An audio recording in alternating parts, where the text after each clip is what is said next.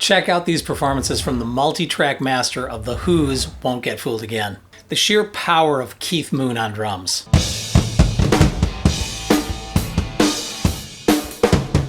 John Entwhistle thundering on bass.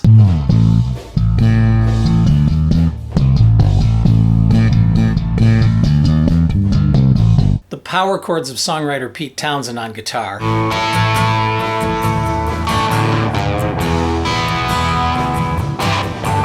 And the Sultan of Scream, Roger Daltry on vocals. Yeah! There's nothing in the street looks any different to me. So this is The Who at the peak of their individual and collective powers. This is a record that's become a staple of classic rock playlists, and it usually makes the cut for lists of the greatest rock songs of all time. In fact, this is such a juggernaut in The Who's catalog that it's really been their most common live concert closer for decades. Stay with me as we go inside The Who's 8.5-minute epic rock rant, Won't Get Fooled Again. I'm glad you're here because it's time for us to blow up the song. We don't get fooled again.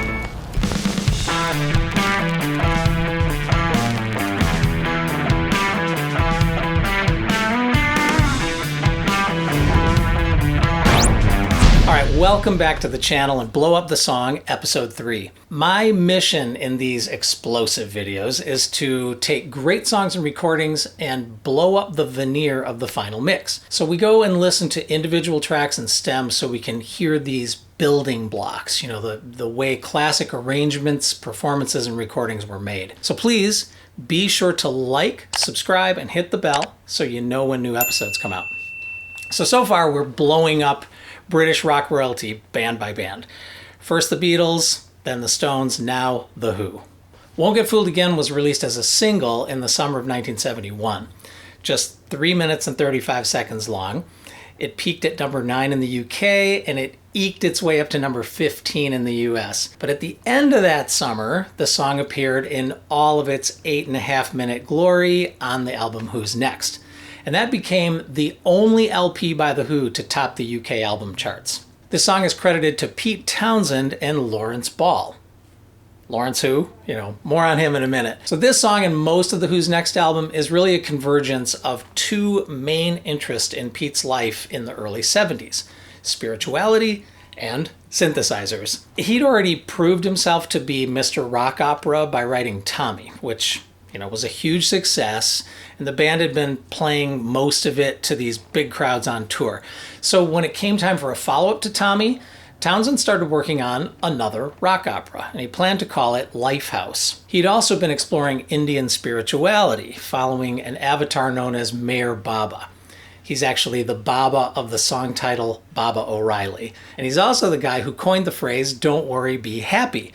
So I guess we can thank him for Bobby McFerrin's hit too. Anyway, Baba's philosophies resonated with Pete's experience because Baba actually believed that spiritual enlightenment could be reached through the collective experience of a band and an audience.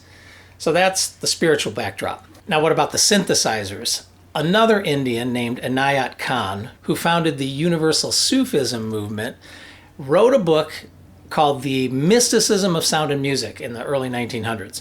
And that book is actually how Pete learned concepts like spiritual harmony and the idea of a universal chord. That's a mythical chord that would have the power to reharmonize all of humanity. I mean, if only, right? Okay, so in 71, synthesizers were still pretty new, and they were both primitive and complicated. Pete got into synths right away, and he wondered if he could actually use them to communicate Khan's mystical concepts through electronic sound. He met and collaborated with an experimental British composer named Lawrence Ball, and they worked together enough that Ball is actually credited as a co-writer of Won't Get Fooled Again. Pete even started experiments in search of the universal chord. He went so far as to interview people, capture their heartbeats and their brainwaves and astrological charts, and then he worked on a system to translate their personal information into audio pulses. All right, let's blow up Won't Get Fooled Again. The song has an intriguing recording history, starting with the original demo. Pete generated the iconic synthesized keyboard part by playing a Lowrey organ through an EMS VCS3 filter, and that filter creates the phaser effect, where the sound kind of opens up and closes or lightens and darkens like this.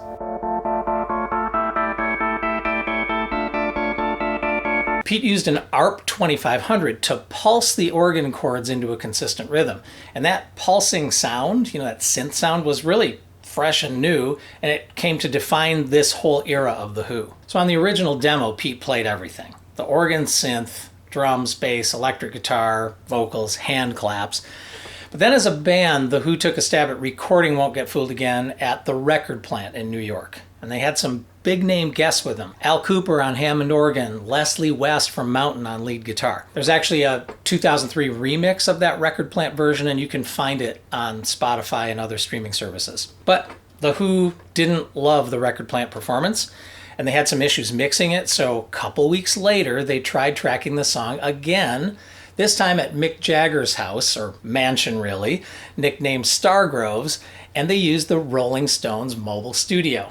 You remember Deep Purple, Smoke on the Water? There's that weird lyric, with the rolling truck Stones thing just outside, right? That's the mobile recording truck we're talking about. So at Stargroves, they brought in Glyn Johns to help produce.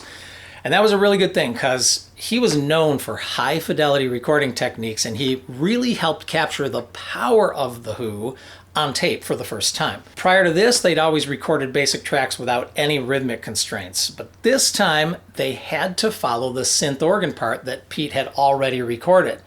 And because it was machine made with that perfectly consistent tempo, they had to play along with it. So this is really an early version of a click track. And drummer Keith Moon had to monitor the synth part in his headphones and lock his playing to it. And that definitely wasn't something a free-spirited wild man like Keith wanted to do or was used to. So you can actually hear these little moments of hesitation all through his drum part. Little moments where he kind of gets just a bit ahead of the synth and has to hold back to realign the rhythm. Check it out.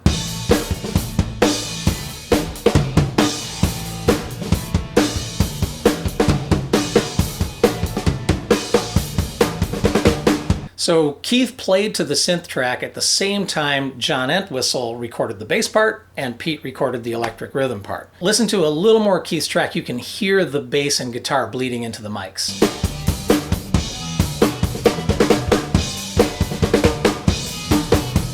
Now I've always pictured Townshend with his iconic Gibson SG, the model he played and often smashed during the Tommy era and live at Leeds.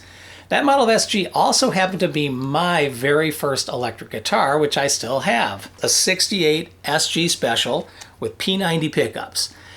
And just a few years ago, I actually had this modified to be just like one of Pete's. I took off the vibrola tailpiece and wrapped the strings around the bridge. And I really love it this way. So I was all excited to bring it out for this video.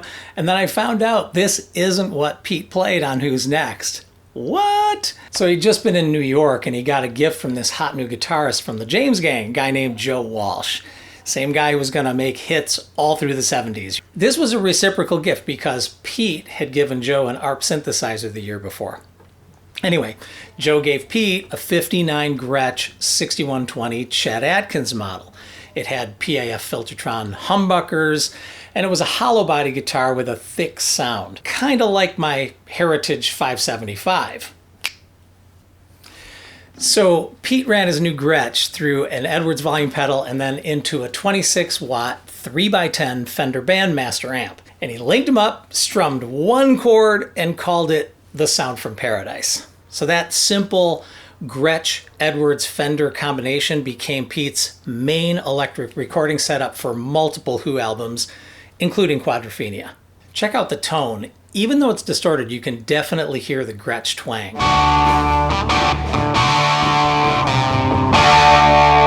So the chord structure and the electric rhythm part of Won't Get Fooled Again is really a great example of what I think of as Pete's British blue-collar style. He plays these straightforward, tonic and fifth heavy power chords in the key of A. It's really not fancy at all, but super versatile. Lots of Who songs are built on a simple A-G-D foundation. You know, this is true going all the way back to the Magic Bus. It's always A, G, and D chord shapes, sometimes capoed up a few frets. Now this song is also interesting because the whole thing is major chords. Literally not one minor chord in the song, except a few moments in the solo synth part. So I'm going to play along with Pete a little so you can see how simple his part really is. But I really do have to play my Townshend SG, right?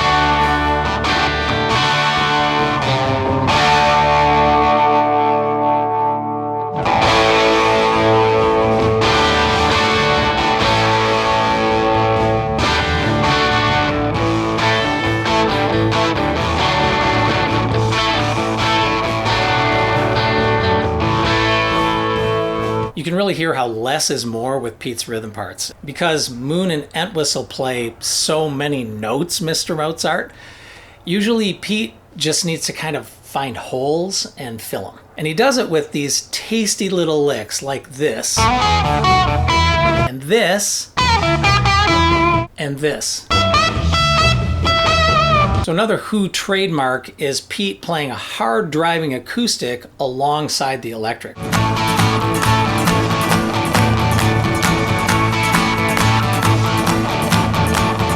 He plays an interesting solo with two electrics going at the same time.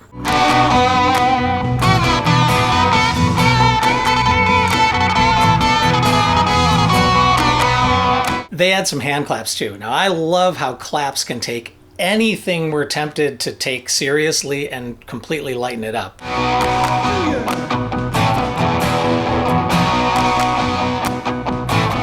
Okay, let's check out the bass. John Entwhistle, aka Thunderfingers. Now he played what he called full treble, full volume. The Who actually set records for the incredibly high volume of their concerts. I think that's a little ironic because I usually think John's bass parts are mixed too quietly on Who studio albums. Now I'm not positive, but he's probably playing his 65 Fender P bass, nicknamed Frankenstein, through a high watt amp. A little like this one. Now he named the bass Frankenstein because he built it from the remains of 5 smashed basses. So here's what he said about it. 2 hours with a Phillips screwdriver and a soldering iron, and I was ranting around my hotel room screaming, "It's alive! It's alive!" So here's John thundering away on Won't Get Fooled Again.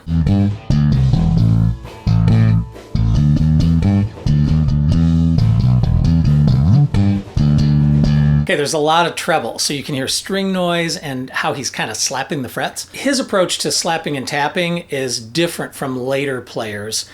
He actually developed something I think of as the typewriter style. He put a separate finger over each of the 4 strings, and he would hit them against the fretboards. And you can hear, it sounds very cool when you play loud. John's formal musical training and that unique right-hand technique gave him the ability to play really complex and melodic bass lines. And when you hear him alone, his parts are just all over the place. But the parts also fit each song so well, most people never even notice the acrobatics of what he's doing. So check out how he just attacks this chorus.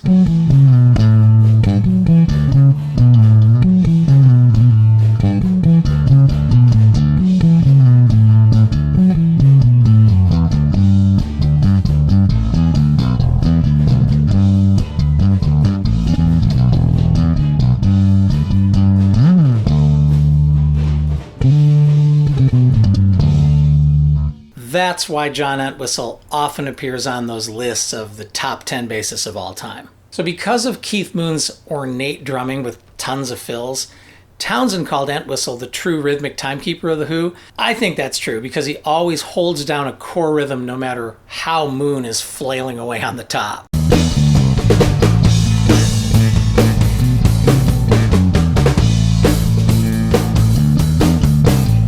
So obviously this is an intense song with equally intense performances, but what does it all mean? I think people usually assume it's a revolution song, like saying "Let's Revolt." It's actually the opposite. Townshend wrote Won't Get Fooled Again to go at the end of this Lifehouse rock opera, and it was for a scene where the government and the army are going to duke it out for dominance. So the song is really a statement of skepticism about the value of revolutions, that they have a huge cost in lives and they rarely result in real change. So it's up to Roger Daltry to deliver that message.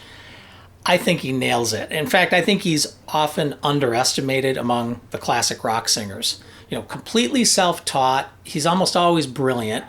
And if you think about his emotional range, like think of See Me, Feel Me, to this song, to Rain O'er Me. I mean, wow. So Townshend's lyrics often have this kind of poetic jadedness, and usually they're full of social commentary. And Roger sings his words with this ideal blend of frustration and resignation. Check out the first verse. We'll be fighting in the streets with our children at our feet. And the morals that they worship will be gone. And the men who spurred us on sit in judgment of all wrong. They decide and the shotgun sings the song. I love that line. They decide and the shotgun sings the song. I mean, that's a great war and music analogy. And he's basically saying that any revolution puts a new group in power, but they probably won't be any different or better than the previous group. And the world looks just the same, and history ain't changed, 'cause the banners, they are flown in the last war. You get that sense of deja vu, right? It's post-revolution Groundhog Day. The world looks just the same, history ain't changed because the banners, they all flown in the last war. So one thing that holds this song together and makes it really listener-friendly is this catchy chorus, full of irony and great harmonies. So Roger doubles his lead vocal and Pete joins him on multiple harmony tracks, panned left and right. I'll tip my hat to the new Constitution, take a bow for the new revolution, smile and grin at the change all around, pick up my guitar and play, just like yesterday, then I'll get on my knees and pray. We don't get fooled again, no. So it's all a big performance, right? I'll tip my hat, I'll take a bow, I'll play my guitar like I always do, but ultimately, I'll get on my knees and pray we don't get fooled again. The bridge basically says, we're hypnotized pawns. I move myself and my family aside. If we happen to be left half alive, I'll get all my papers and smile at the sky. Oh, I know that the hypnotized never lie. Oh, I know that the hypnotized never lie. And each verse just compounds the idea that nothing really changes, especially the intentions of leaders. So the big empty space in all these tracks is the minute-long synth organ solo section.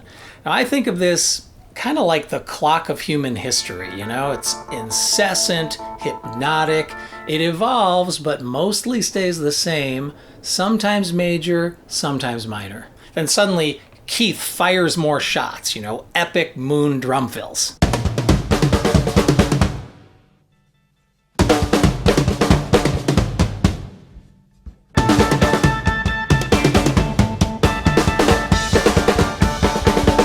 And they lead to this moment that I think sums up the whole frustrating exercise of revolution. This is Daltry's blood-curdling, double-tracked, distorted scream. There's a rock critic, Dave Marsh, he called this the greatest scream of a career filled with screams. And then it's immediately followed by the perfect closing line. Yeah!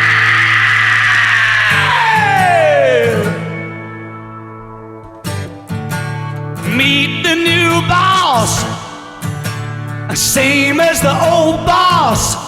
So The Who recorded these tracks at Mick Jagger's house thinking they were just recording a new demo. But their playing was so inspired, and they all loved the sound that Glyn Johns was capturing so much, they decided that's the final take.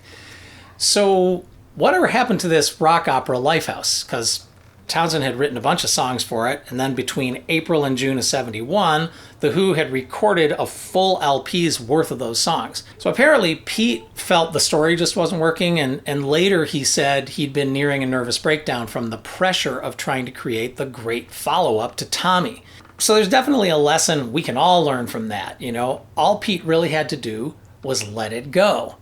Everyone in the band loved the sound and the power of these individual songs, and all they had to do was liberate them from a rock opera format. So they told Glyn, sequence these songs however you want, and don't follow the narrative order.